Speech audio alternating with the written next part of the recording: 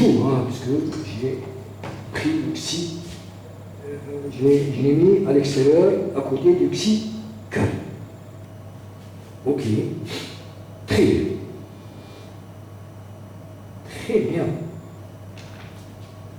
Là, si vous voulez, je peux carrément mettre le xi puissance 3 ici pour que ça soit plus clair. Donc voilà votre transformé de Fourier de la fonction. Alors je peux remarquer que ce xi puissance 3 s'annule en 0.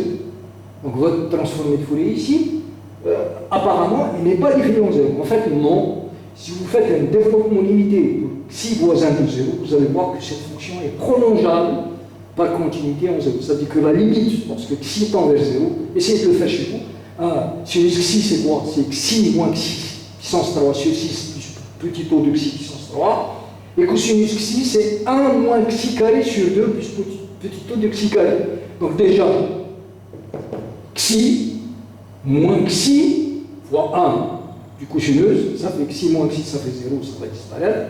Il me restera ici xi puissance 3. Et là, aussi xi puissance 3 sur 6, c'est là xi puissance 3 sur 2. Donc vous voyez que le xi puissance 3 se simplifier, il vous restera une limite finie. Donc cette fonction est prolongeable par continuité en 0, il ne pose aucun problème à l'origine. Alors deuxième question dans le même exo numéro 4, donc la première c'était calculer la transformée de Fourier de cette fonction, c'est fait. Nous avons même tracé le graphe de fonction. La question suivante, rappeler les conditions du théorème d'inversion de la transformée de Fourier et on déduit f-1 f de f. Alors, rappelez-vous, si f est une fonction de L1 R par rapport à une variable initiale de position x, et si f de r, qui est une fonction xi, est aussi une fonction L1 par rapport à la variable de fréquence xi, alors f-1, c'est ça le théorème d'inversion, de f, ça c'est mon xi, d'accord? Et le f-1 va vous ramener vers la variable de position x, que les deux variables jouent un rôle dual.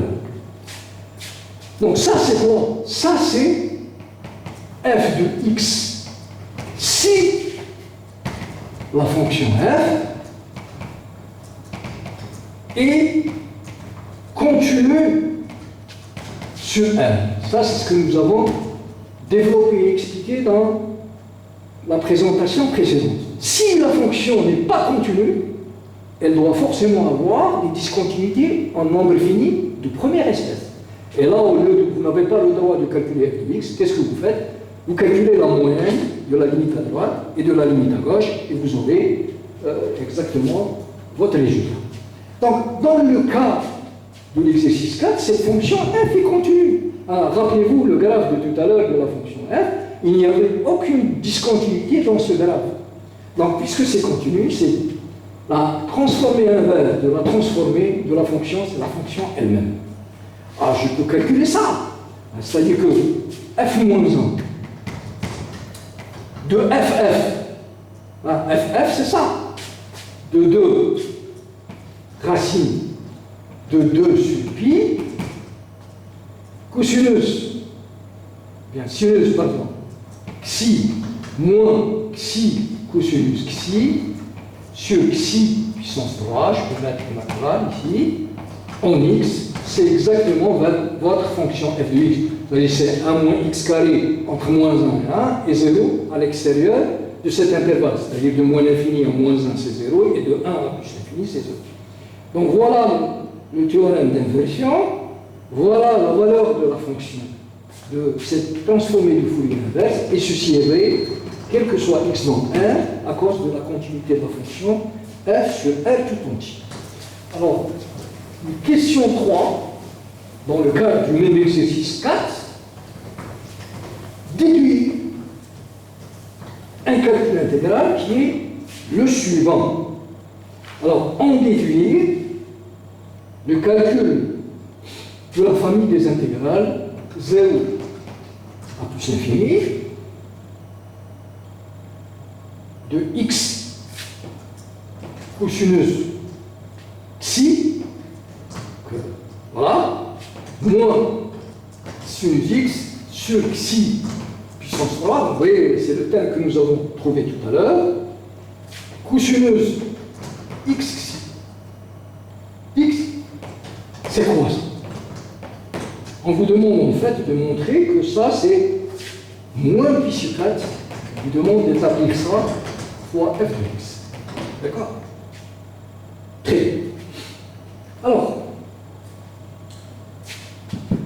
si je regarde cette fonction, j'ai dit tout à l'heure que ma fonction f est une fonction paire. Sa transformée de Fourier, elle est forcément paire. On peut l'essayer. Ça ne pose aucun problème.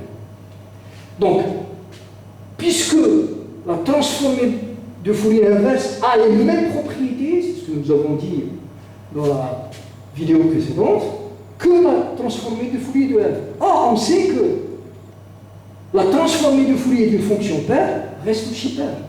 La transformée de Fourier inverse, aussi d'une fonction paire comme celle-là, est aussi paire. Donc ça, f-1, bien joué. Je peux même faire sortir les constantes, parce que ça me dérange un peu. Et si je veux rejoindre justement ce qu'on me demande, vous voyez que je peux faire sortir un moins pour avoir le xi cosinus xi moins sinus xi. Je fais sortir le moins en facteur commun pour avoir cette expression.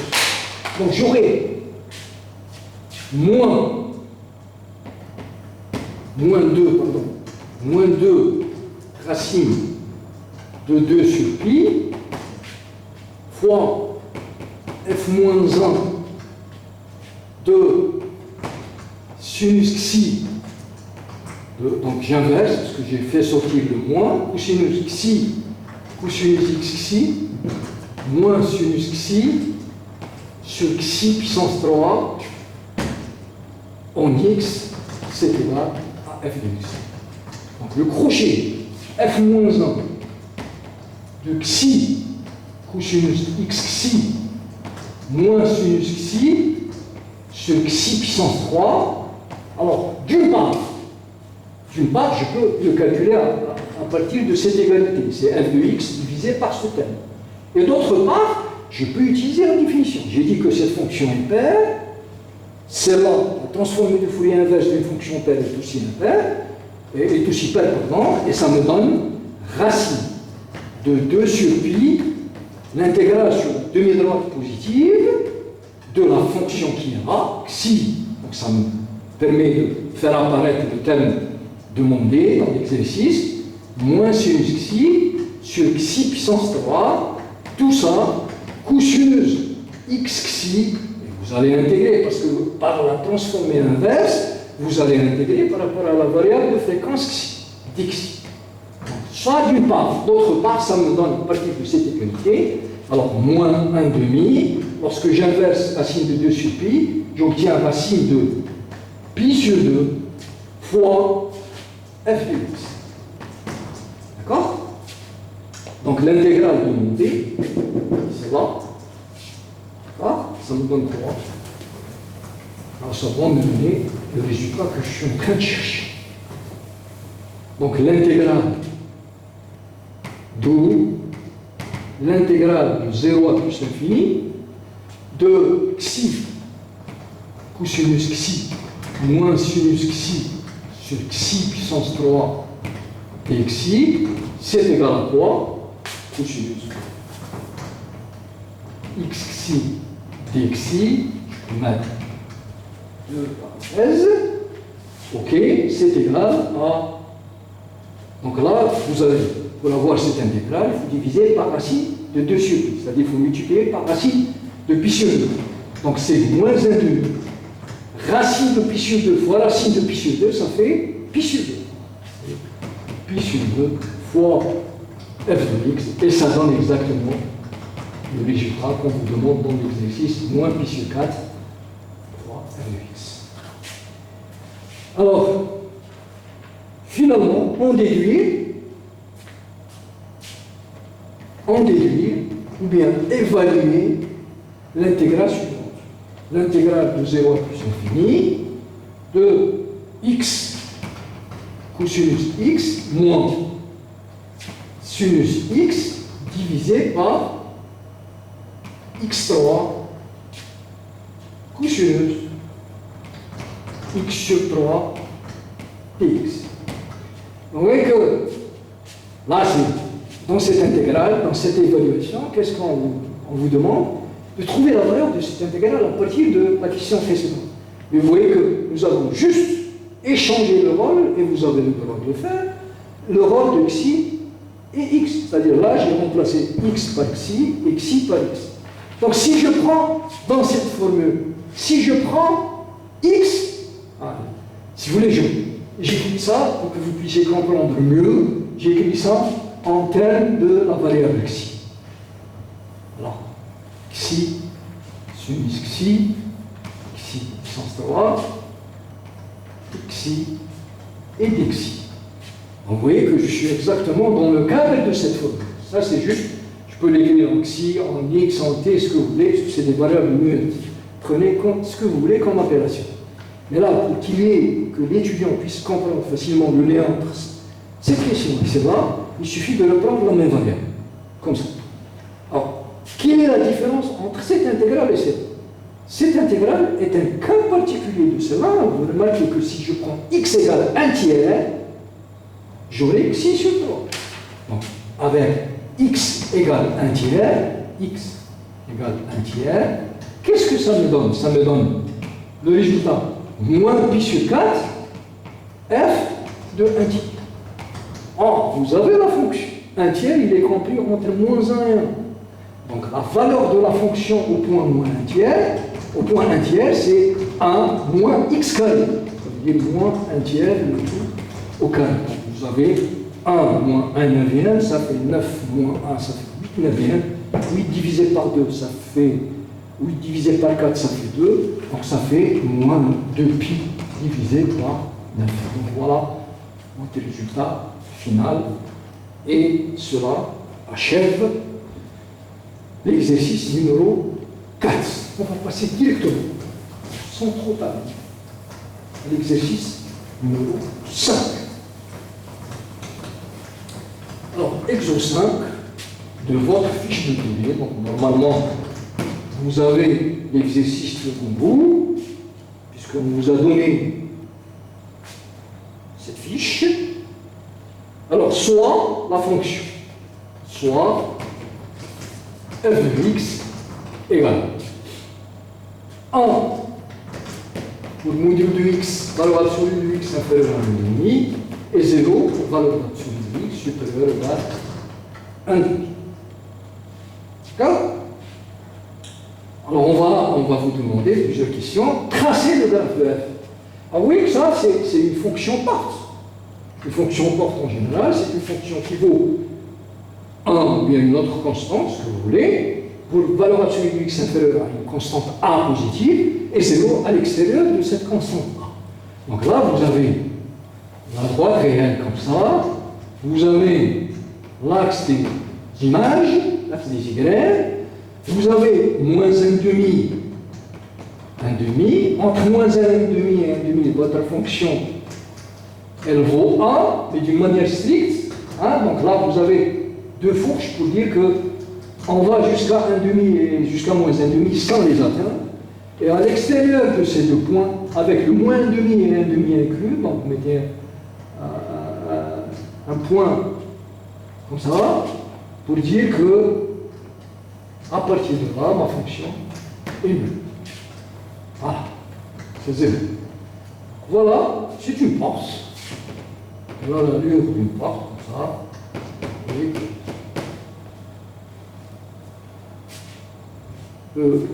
le graphe de cette fonction est simple à tracer, ça ne pose aucun problème.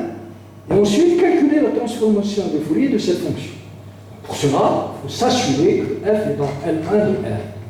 Eh bien oui, pourquoi? Car l'intégrale de moins l'infini plus l'infini de f de x dx, ce n'est que l'intégrale moins 1,5 à moins l'infini de 0, ça donne 0, plus l'intégrale de moins 1,5 à 1 demi de 1 dx, parce que la fonction est égale à 1 ici, et de 1 demi à plus l'infini de 0. Donc ça vous donne l'intégrale de 1 c'est x, x entre 1 demi et moins 1 demi, ça fait 1 demi plus 1 demi, donc ça fait 1, ce qui est une quantité finie. Donc j'ai le droit de calculer f de f en x xi. En fait, nous allons, à titre d'exercice dans le cours, calculer la transformée du Fourier d'une fonction pas quelconque, avec une constante a quelconque ici, strictement positive. En particulier là, a est égal à 1,5. Ça ne pose aucun problème si on refasse ce calcul, puisqu'il est simple et direct. Donc c'est 1 sur racine de 2pi, l'intégrale de moins infini à plus infini, votre fonction f de x, exponentielle moins i x xi, et vous intégrez par la suite. Donc exactement comme le calcul précédent, il va nous rester une intégrale 1 sur racine de 2pi, uniquement entre moins 1 demi et 1 demi, d'accord? De la fonction f c'est 1, exponentielle moins i x xi, et vous intégrez par rapport à x. Et ça donne facilement la quantité suivante. Donc ça donne, côté 1 sur racine de 2pi, il ne faut pas l'oublier, exponentielle moins i x xi, divisé par, bien sûr, moins i xi, que vous intégrez par rapport à x, donc il faut diviser par le facteur restant, c'est moins xi, voilà. Très bien, entre x égale 1 demi et x égale moins 1 demi, pardon, et x égale 1 demi. Donc ça vous donne 1 sur racine de 2pi, pour x égale 1 demi, exponentielle moins i xi sur 2, x égale 1 demi, moins exponentielle, là, ça c'est pour 1 demi. Pour moins 1 demi, moins par moins, ça fait plus, i xi sur 2 divisé par moins xi. Ou bien, je peux écrire ça comme étant 1 sur racine de 2pi. Ce moins me sert pour changer justement le signe du numérateur. Exponentielle i xi sur 2 moins exponentielle moins i xi sur 2 divisé par i fois xi. Alors, je sais, je rappelle la formule de l'air, que l'exponentielle i θ, ça c'est une clé qui n'écrit pas bien. Alors, exponentielle i θ moins exponentielle moins i θ sur 2i, ça c'est exactement un sus θ. D'accord? Alors là, je dois multiplier par 2i et diviser par 2i, donc là j'aurai 2i, comme ça, et là je mets un 2. Donc ça me donne 2 sur racine de 2, racine de 2 sur pi. Ça, pour θ égale xi sur 2, ça me donne sinueuse xi sur 2 et le tout divisé par xi. Voilà votre transformée de Fourier de cette fonction partie. Alors, je vous demande, ça c'est une remarque très intéressante, notamment pour l'étudiant, qui est la suivante. Alors, je vous demande ici d'appliquer, ça c'est un travail supplémentaire, c'est un travail personnel pour les étudiants. Appliquer la transformée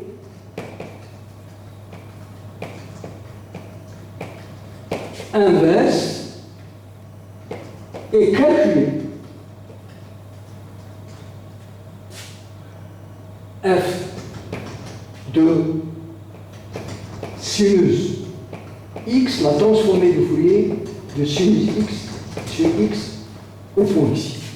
Alors là, bien sûr, si vous calculez la transformée, si vous appliquez la transformée inverse, vous allez tomber sur la transformée de Fourier de cette fonction paire, qui est sinus xi sur 2 sur xi, vous allongez 1 mètre, à la mettre sur la forme sinueuse x sur x. Alors, ce qu'il y a lieu de remarquer ici, c'est que la fonction sinus x sur x n'est pas dans L1. Par contre, elle est intégrale. Ça veut dire quoi? C'est une fonction dont l'intégrale de moins l'infini à plus l'infini existe, mais si vous mettez à l'intérieur de l'intégrale la valeur absolue de x, la valeur absolue de sinus x sur x, cette intégrale est divergente. Elle vaut l'infini. Donc voilà une fonction qui n'est pas dans L1, par contre, elle possède une transformation de Fourier. C'est pour cela que j'ai dit que être dans L1, ce n'est qu'une condition suffisante, mais elle n'est jamais nécessaire. Il n'est pas nécessaire qu'une fonction soit dans L1 pour qu'elle admette une transformation de Fourier. Voilà un exemple type. Donc essayez de calculer cette transformation de Fourier de la fonction sinus x sur x chez vous à titre d'exercice supplémentaire et personnel. Alors, on peut calculer f-1, je peux vous aider. Hein. C'est quoi f-1? La transformée inverse de f de x en xi, le tout à recalculer en x. Ben, ici, ça doit normalement vous donner f de x si la fonction est continue. Mais là, votre fonction n'est pas continue. Elle possède deux discontinuités en 1,5 et moins 1,5. C'est pour cela que j'avais tracé tout à l'heure le graphe. Vous avez vu qu'en ces deux points, le graphe se découpe. Donc ça donne quoi? Ça donne f de x. Alors f de x, c'était... Donc ça donne f de x si x appartient à R sans les points de discontinuité qui sont plus ou moins 1,5. Sinon, en ces points de discontinuité, je prends f de moins 1,5, par exemple au point moins 1,5, plus f de moins 1,5 moins, divisé par 2, ça c'est pour x égale moins 1,5, et pour x égale plus 1,5, la même chose, f de 1,5 plus f de 1,5 moins, la moyenne des deux, égale pour x égale 1,5. Alors ça donne quoi? Alors si je me rappelle le graphe, en moins 1,5 moins c'était 0, ça c'est 0, et moins 1,5 plus c'était 1. 1 plus 0 ça fait 1, divisé par 2, ça fait 1,5. Même chose, ça c'est pour le moins 1,5. Pour le 1,5 plus, c'est 0, au-delà de 1,5, la fonction est nulle. Pour le 1,5 moins, vous êtes à l'intérieur de la porte, ça fait 1. 0 plus 1, ça fait 1, il n'y a pas de... D'accord? Et ça vous donne un peu la formule de réciprocité dans ce cas. Alors, on déduit, ça c'est vrai pour tout x dans R moins 1,5, et aussi, c'est vrai donc finalement, et aussi au point moins 1,5 et 1,5, donc c'est vrai pour tout x dans R. Alors, on déduit comme dernière question de cet exercice la valeur de l'intégrale de 0 à plus l'infini sinus carré de x sur x carré de x. Donc ça, il faut le calculer. Ok? Alors on va effacer à côté. Pardon.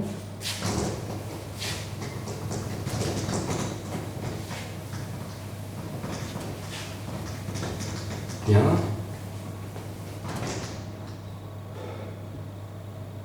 Alors là, à cause du carré que vous avez là, sur le numérateur et le dénominateur, finalement, ça, ce n'est que l'intégrale de 0 à plus l'infini, le sinus x sur x, le tout au carré de x. Or, un carré à l'intérieur de l'intégrale vous rappelle un peu la formule de Parseval. Alors, la formule de Parseval donne la chose suivante. L'intégrale de moins l'infini à plus l'infini valeur absolue de la transformée du Fourier de f,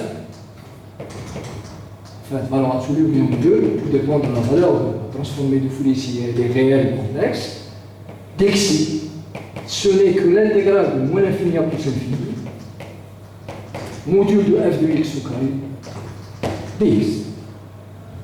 Voilà la formule de Parseval, c'est-à-dire que l'intégrale est conservée avant et après passage à la transformée de Fourier.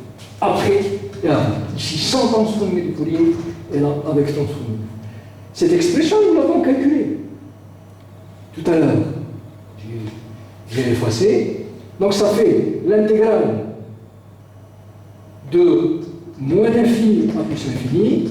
Je ne me rappelle plus la valeur que nous avions calculée. C'était quoi hein? C'était, je ne me rappelle plus, sinus xi sur 2 sur xi, et là je crois qu'on avait racine de 2 sur pi, je crois. Hein. Si j'ai oublié le résultat, ce qui est sûr, ça c'est correct. Essayez de corriger à ce niveau. Dxi, hein, c'est égal à l'intégrale de moins l'infini à plus l'infini, module de f de x au carré dx. Or ça, c'est quoi? Donc, calculons l'expression qui est à gauche. Donc, ça me donne 2 sur pi, l'intégrale de moins l'infini à plus l'infini, à cause du carré, sinus carré de xi sur xi carré. Donc, vous voyez que j'arrive tout doucement à sinus carré de xi sur 2 sur xi carré dxi. Et ça, c'est l'intégrale de moins l'infini à moins 1 demi 0, de moins 1 demi à 1 demi, ça fait 1 au carré, et de 1 demi à plus infini, ça fait 0. Donc là, vous avez l'intégrale de 1, c'est x, entre 1 demi et moins 1 demi, ça fait 1 demi plus 1 demi, ça fait 1. Donc, voilà. J'efface là-dessus.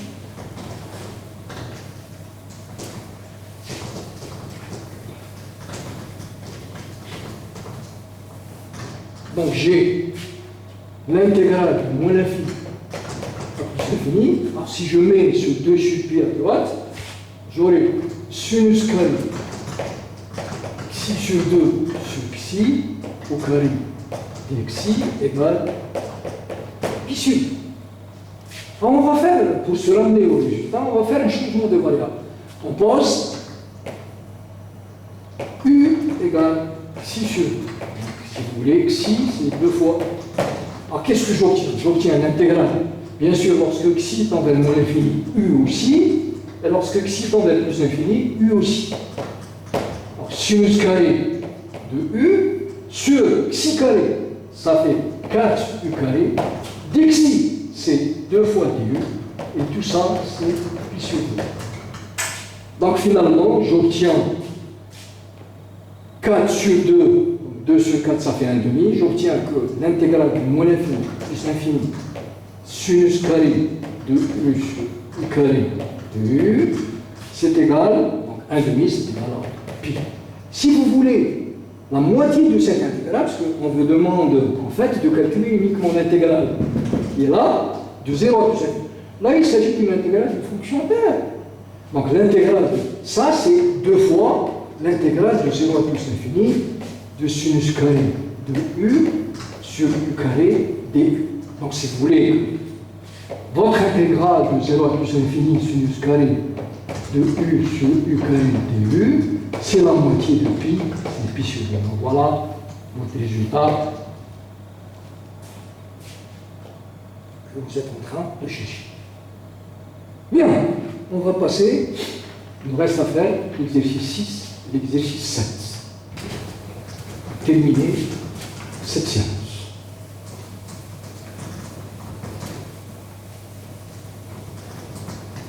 Alors, exo 6. Alors, exo 6. Question question soit f égale exponentielle x si x est négatif et 0 si x est positif. Et on va considérer l'équation différentielle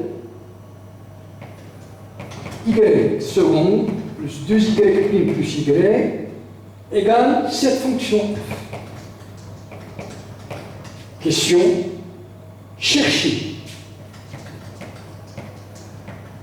en utilisant la transformée de Fourier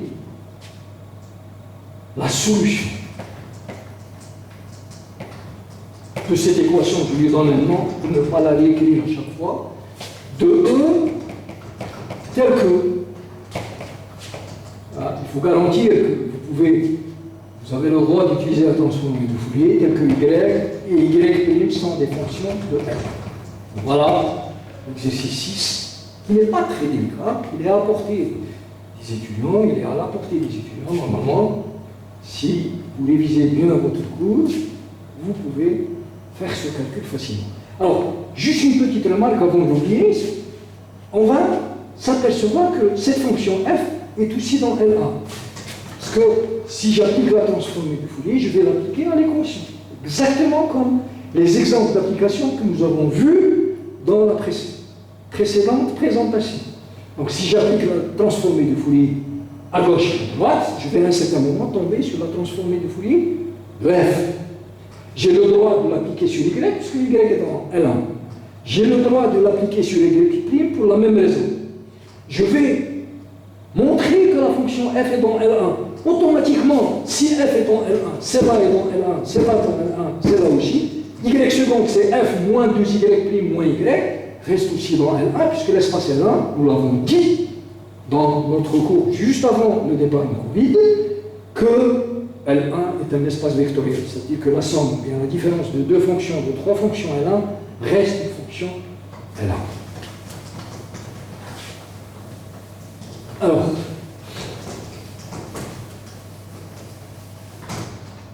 donc f, traçons un peu, pour voir un peu les choses, traçons le graphe de cette fonction. C'est une fonction positive, qu'elle soit visible, voilà, à peu près ça. Donc de 0 à plus infini, c'est une fonction nulle, elle est plate. De moins l'infini à 0, c'est l'exponentielle. Donc exponentielle 0 à gauche, c'est 1. Donc là, c'est un 0 pointé comme ça, et là vous avez une couche, puisque cette valeur n'atteint pas. Ok? Alors, ici, pour 0 c'est 1, lorsque x tend vers moins l'infini, l'exponentielle tend vers 0. Vous voyez, puisque c'est une exponentielle décroissante. Donc vous aurez exactement l'allure de la fonction sur cette formule.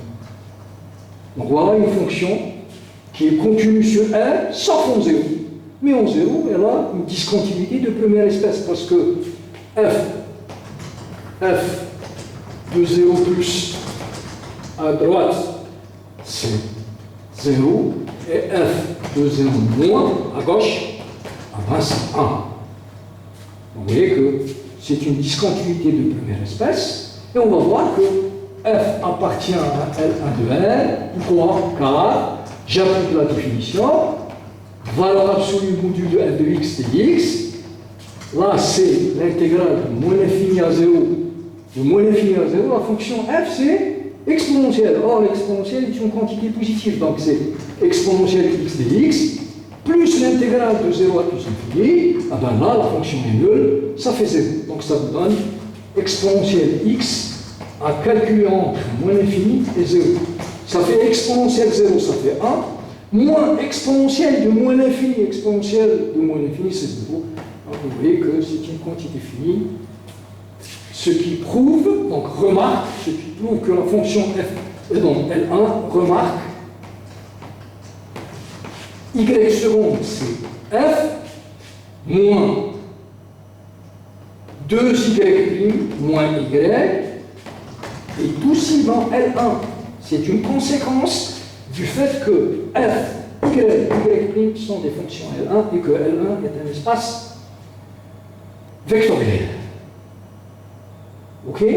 Alors, essayons de calculer, puisqu'on en a besoin tout à l'heure, essayons de calculer la transformée de Fourier de cette fonction f de x. D'accord? Alors, c'est quoi f de f? F de f de x, en xi, c'est 1 sur racine de pi, l'intégrale de moins l'infini à plus l'infini, f de x exponentielle moins i x xi dx. Donc ça donne une intégrale 1 sur la racine de 2pi, l'intégrale de moins l'infini à 0, l'intégrale de 0 à plus l'infini est nulle, puisque la fonction est nulle. Entre moins l'infini et 0, c'est exponentielle x, exponentielle moins i x xi dx. Or ça, c'est 1 sur racine de 2pi, l'intégrale de moins l'infini à 0, de l'exponentielle, je peux, l'exponentielle de alpha fois l'exponentielle bêta, c'est exponentielle alpha plus bêta. Et vous aurez un x en facteur commun. Donc c'est, je mets moins i, je vais, pardon, x, voilà, 1 moins xi, et j'intègre c'est ça, x moins xi. D'accord? Et ça fait exponentielle x1 moins xi sur 1 moins xi à calculer entre x égale moins l'infini et 0. Alors pour x égale 0, ça fait exponentielle 0, ça fait 1 divisé par le démon qui ne dépend pas de x. Pour x tend vers moins l'infini, vous avez une exponentielle. Exponentielle moins xi en module C1, c'est une fonction bornée. Par contre, celui-là tend vers 0. Alors si une fonction est bornée et qu'elle est multipliée par une fonction qui tend vers 0, le produit tend aussi vers 0. Donc la limite en moins l'infini, c'est 0, et j'en mets 1 sur 1 moins xi. Voilà.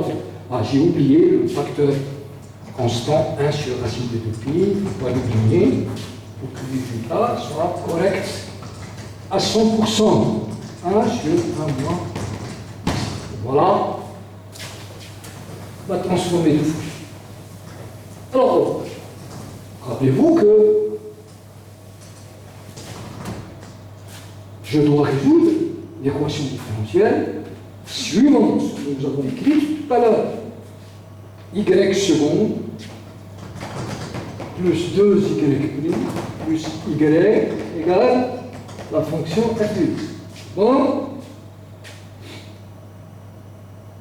Voilà. Alors, appliquons maintenant, puisque tout est dans L1, c'est là dans L1, c'est là aussi, et c'est là encore. Appliquons la transformation de Fourier aux deux nombres de l'équation différentielle.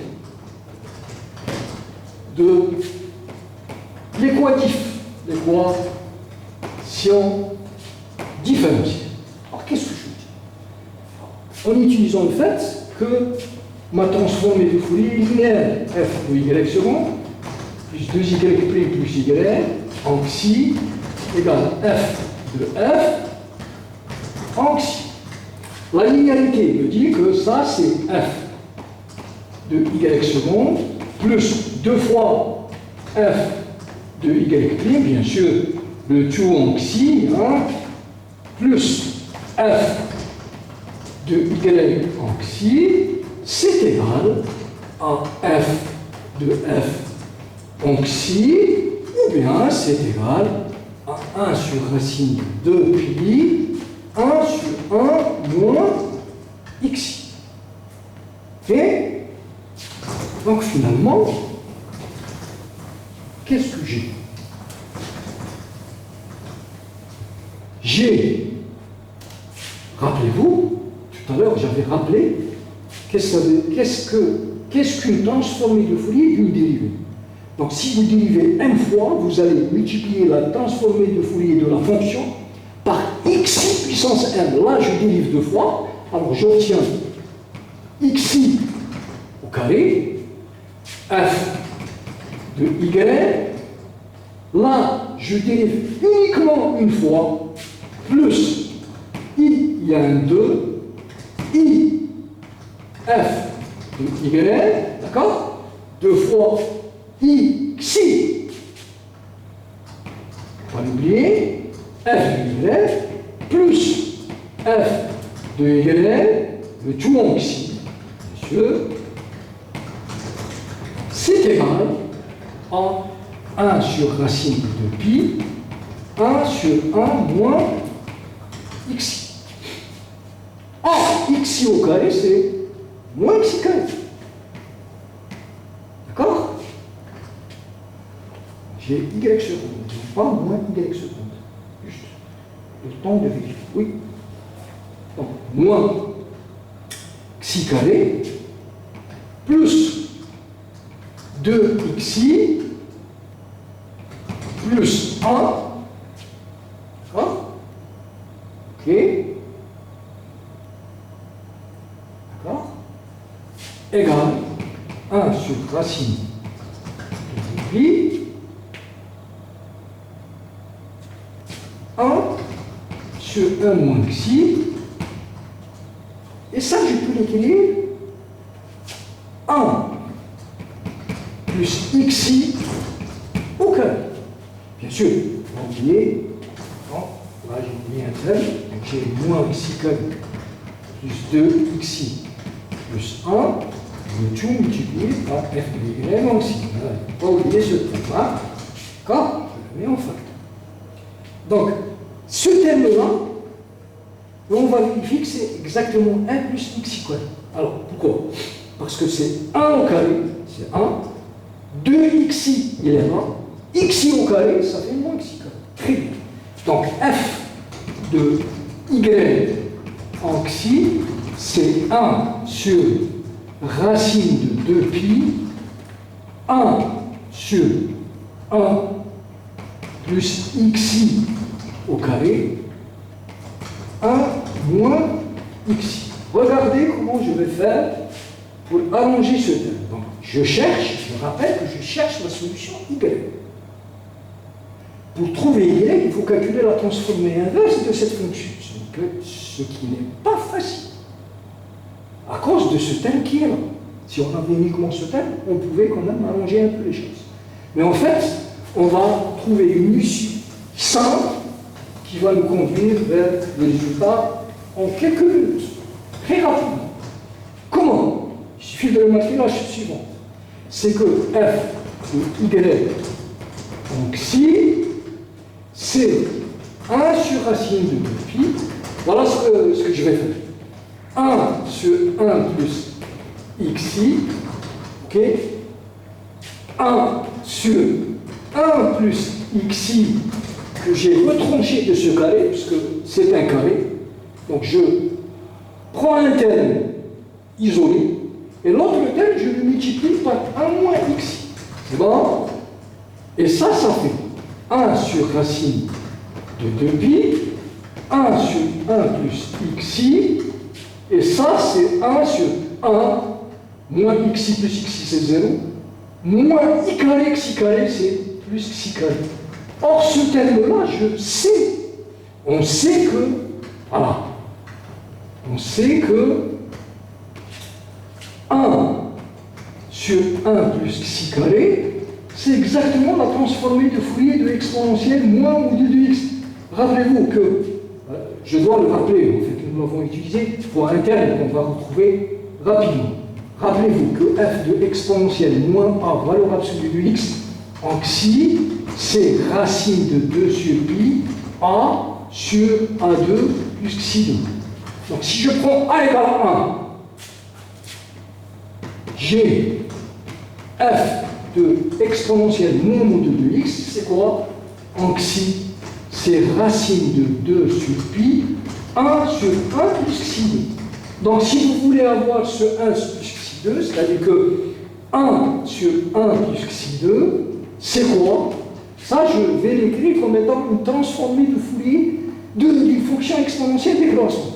Donc ça fait racine, vous divisez par ça, racine de pi sur 2, 2 sur pi devient pi sur 2, c'est son inverse, fois la transformée de Fourier de exponentielle moins valeur absolue de x.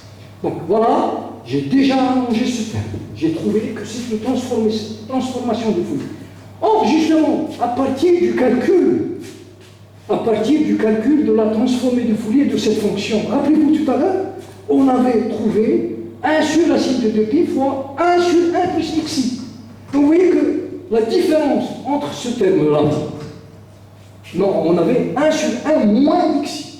La différence entre ce terme-là et la transformée de Fourier de f, c'est échanger le moins xi en xi.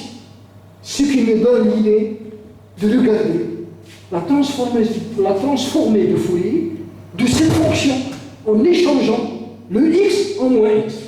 Pourquoi? À cause de ce passage de 1 moins xi vers le 1 plus xi. Et je crois que j'ai raison. Je vais effacer là-dessus et je vais reprendre ce calcul. Vous allez voir que j'ai effectivement raison. Alors, on pose g de x. Bon, il y a plusieurs façons pour résoudre cet exercice. Là, je choisis la méthode la plus rapide et la plus simple. Je ramène la craie.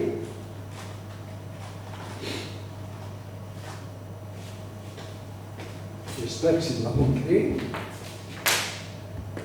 Alors, on pense g de x égale, v, elle est bonne.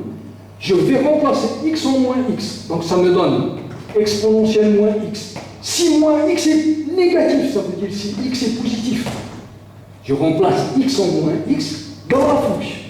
Et là, c'est-à-dire je prends fg de x, finalement c'est f de moins x. Et là, j'obtiens 0. Si moins x est supérieur ou égal à 0, ça veut dire que x est négatif. Ah, je peux même tracer cette fonction. Vous voyez, elle joue le rôle opposé de la fonction f. Donc vous avez l'exponentielle moins x là, c'est 1, qui est décroissant à l'infini, en 0 plus infini, et là, vous avez 0. Donc voilà votre fonction g. G appartient à Ln pour la même raison que tout à l'heure. Ce n'est pas la peine de faire le calcul, c'est clair à partir du calcul de f. Alors j'ai besoin uniquement de rappeler ici que f de y en xi est égal à 1 sur racine de 2pi, 1 sur racine de 2pi, et que je puisse effacer ce côté-là. 1 sur 1 plus xi, et là, 1 sur 1 plus xi 2, je l'ai écrit comme étant racine de pi sur 2, f de exponentielle moins valeur absolue de x. Donc, maintenant, je peux effacer ici.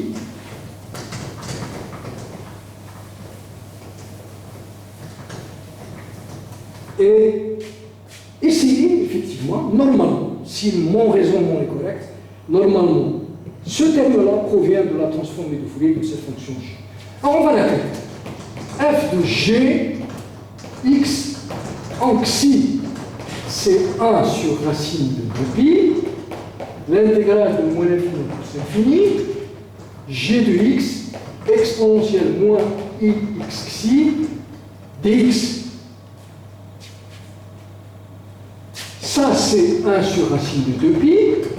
De moins l'infini à 0, la fonction g est nulle. Donc, ça me reste à intégrer sur 0 plus l'infini la fonction exponentielle moins x, exponentielle moins ix xi dx. C'est 1 sur racine de 2pi, l'intégrale de 0 à plus l'infini, et j'intègre, je rassemble les exponentielles, moins x, 1 plus xi, et j'avais raison.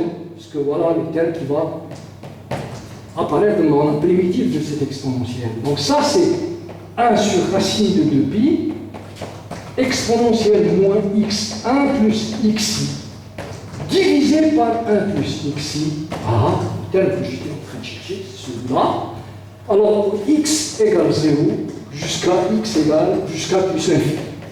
Pour la même raison que tout à l'heure, exponentielle ixi, c'est une exponentielle complexe de module 1, c'est une fonction bornée multipliée par l'exponentielle moins x lorsque x tend vers plus l'infini, ça tend vers 0. Une fonction bornée multipliée par une fonction qui tend vers 0 tend aussi vers 0. Donc, ça donne 0. Et vous aurez, alors là, effectivement, j'ai oublié le moins. j'ai un moins. Donc ça me donne 1 sur racine de 2pi, ok, 1 sur 1 plus xi. Donc finalement, qu'est-ce qu'on a? On a f de y en xi, c'est 1 sur racine de 2pi. C'est bon? 1 sur 1 plus xi. 1 sur 1 plus xi, je vais l'écrire ici. 1 sur 1 plus xi, c'est racine de 2pi